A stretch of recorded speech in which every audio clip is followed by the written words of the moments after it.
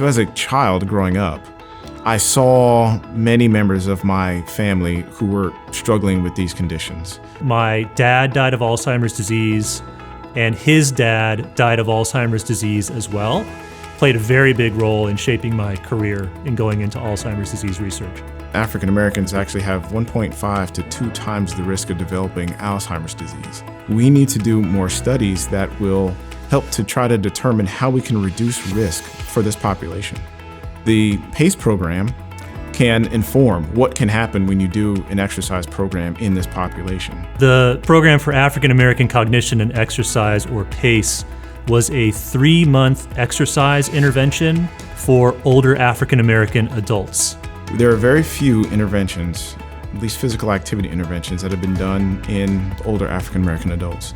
Our study made a contribution to this field and letting the field know what can happen if you do a physical activity intervention in this population. What we concluded from that initial study is that there's a great deal of need for health education in the older African American community. We also know that Alzheimer's disease is going to increase almost double in the next 20 some odd years. And so this is going to be a growing problem for the United States as a whole. I think it's very important that we try to understand better how brain aging differs in African Americans compared to other communities, and try to make sure that as we develop treatments and preventive techniques for Alzheimer's disease, that they address the disease as it occurs in that community.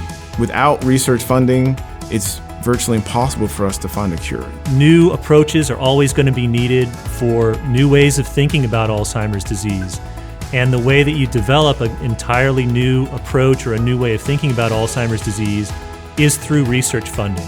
For me, what's the most exciting thing about Bright Focus Foundation and its funding program is that it's the leading edge of a new idea. So I think the creativity that people have when they apply for these kinds of seed grants is really what excites me. We need to help resolve these health disparities. We need to get to a point where we have health equity for everybody.